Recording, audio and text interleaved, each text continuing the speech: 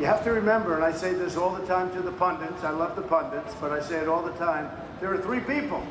When you crack 60, and as we did last week with our great city and our great state of New York, when you crack 60 with three people, that's very hard to do.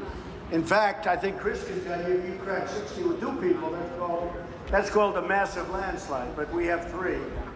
And, you know, some strange things have happened. Last night it was very strange when I watched this group get together. That was a strange moment. I got a call at 11 o'clock, and we talked, and I said, I think that's a good thing, because it shows weakness, it shows ineffectiveness, it shows failing campaign, but really it's collusion. In business, they put you in jail for collusion. In politics, you're allowed to get away with it. But it really is, I thought it was a very weak signal, and the Republican Party needs something much different than that. We'll be going to, thank you, we'll be going to Indiana. I'll be leaving tomorrow afternoon for just a long stay, and it's a great state. I have many, many friends there, and I have a coach, Bobby Knight, the great Bobby Knight, and we're going to be spending a lot of time with Bobby, and Bobby's an amazing guy. He's tough, he's sharp, he's smart, and he wins. He knows how to win, and the people of Indiana love him, and Bobby's endorsed me, and we're going to spend tomorrow night, and I think the next day with Bobby, so it's going to be a lot of excitement and fun, and that's called the gold standard for Indiana. I would say Bobby Knight has to be the gold standard, and we have so many other people that have endorsed us there, so that'll be great. So we'll start in the afternoon, and we're going to be spending numerous days in Indiana, and it's going to be something really, really special. So I want to thank the media. The media has really covered me very fair for the last 2 hours.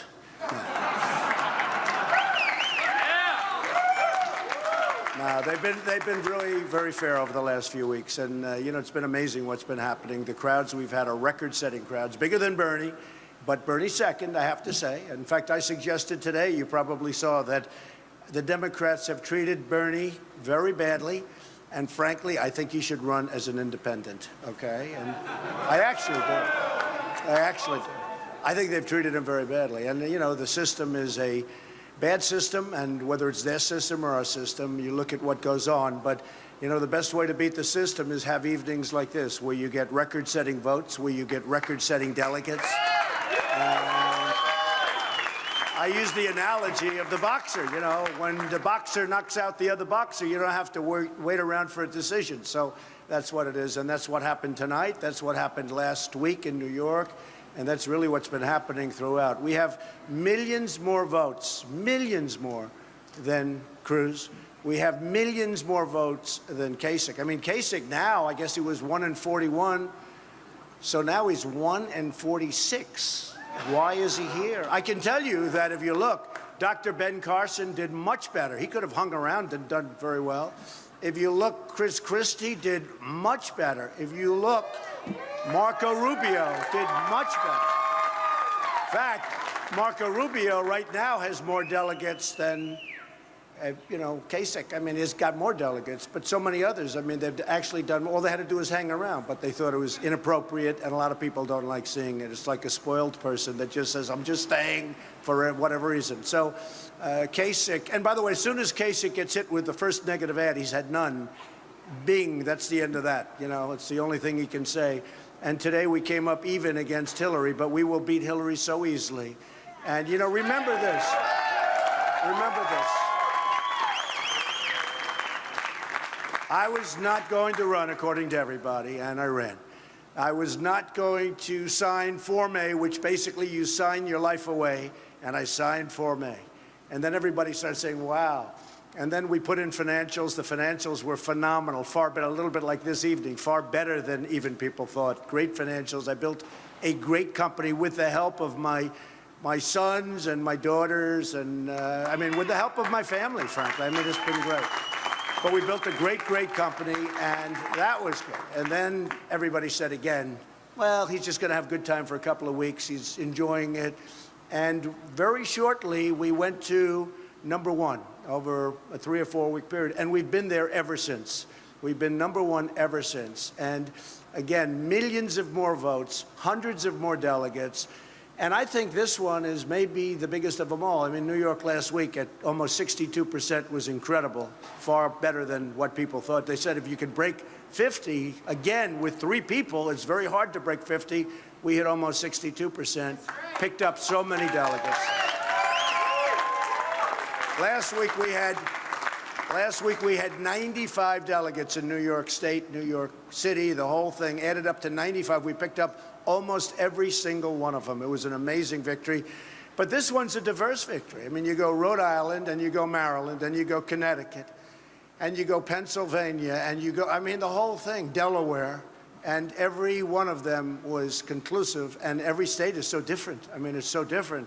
I think one of the greats was when you look at almost 50% in Massachusetts and almost 50% in the state of Alabama.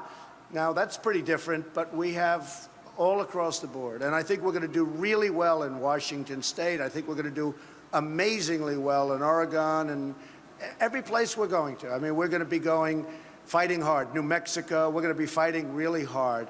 And I think that Governor Kasich and Senator Cruz have really, really hurt themselves with a faulty deal that was defaulted on before they even started. Because Kasich said, well, what do you mean? Aren't they going to vote for me in Indiana? Well, I said, I thought they just made that deal. So what it is politicians all talk, no action. They can't get it done, and they certainly can't straighten out our country because we're going to bring back jobs. We're going to take care of our military. We're going to be doing so many things. And to me, especially over the last 2 weeks, because I traveled New York State, and I went to Syracuse and Poughkeepsie and Rome, this Rome, our Rome, New York, as opposed to there's another Rome out there someplace. But we went to Rome, New York, and we went to the island, Bethpage, and just every place we went, manufacturing down 40 and 45% and even more. And then we go to Pennsylvania and we see the same thing. You look at what's happening with steel and you look at what's happening in so many other industries. And I'd get statisticians to give me numbers, and before I leave all the time, give me the numbers, and every single place I go is a disaster. Manufacturing down 40, 45, 55, 60% sometimes in a relatively short period of time. Our jobs are being sucked away from our country, and we're not going to let it happen anymore, folks. We're going to make it very, very difficult to do that. And when companies want to leave this country, our great country, and they want to lay off all of these people that in many cases helped build the country, there will be consequences for that company to pay. When they think they're going to make their product and send it in, no taxes through a very weak border, which, by the way, our border will be very, very strong, and we will build the wall. Just remember I said it, okay? But when they think they're going to send their product right through this weak border and they're going to pay no tax and have absolutely no consequence for what they did, it's not going to happen that way. And you know what's going to happen? When we do that, all of a sudden, companies are going to say, I'm staying in Syracuse, and I'm staying in Pennsylvania, and I'm staying in Maryland. And I want to thank the people of Maryland. They've been so incredible. We had some rallies all over, but we had some rallies in Maryland and Pennsylvania that were absolutely unbelievable. Yesterday in Pennsylvania, we were in an arena that was like Madison Square Garden. They turned away thousands and thousands of people. Unfortunately, the press never reports that. They always show my face. They go like this. I said, does anybody ever want to show this arena that's got tens of thousands of people in it? But they don't do that. But that's okay, because I'll at least explain it to you. But we're going to have our country back. We're going to make America great again. And I just want to tell you, for the 5 states, I am so honored. This was, to me, our biggest night because it shows such diversity.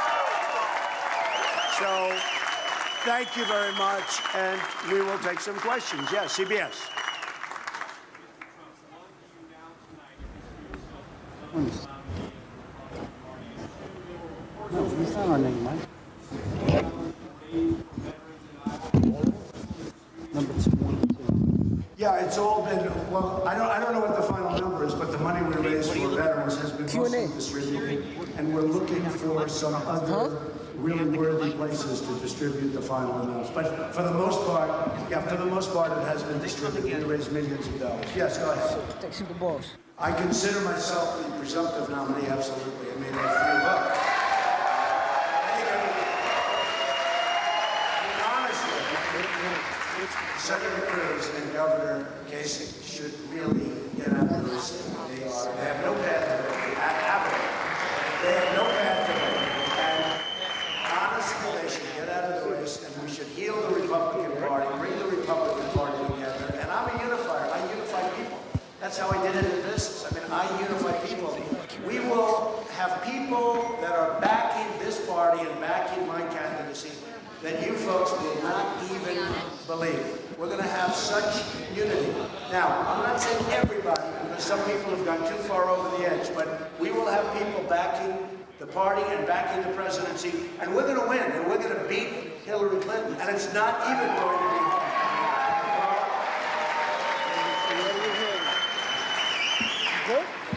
Thank you. Yeah. You have a mic that's feeding into it, and it's messing up all the audio. There's one of these microphones here is open. The microphone is. Give me the. Well, let me give you an example. open And it's a very good question. And of course, we look at different things, and I don't want to do that. And we're leading by so much, and I think we're going to hit the numbers pretty easily, and most people agree with that. And probably before we end the process, what it is a lot of pro-member kind of convention, and that there'll be a lot of delegates available, and we're only going to be a tiny bit short, but I don't think that really will happen. But if you look at Pennsylvania, first of all, they have a man named Brock Gleason, who's a tremendous leader. And one of the things with Pennsylvania, you know, we had a massive victory, 60%, above 60%. Pennsylvania has been amazing. We get 17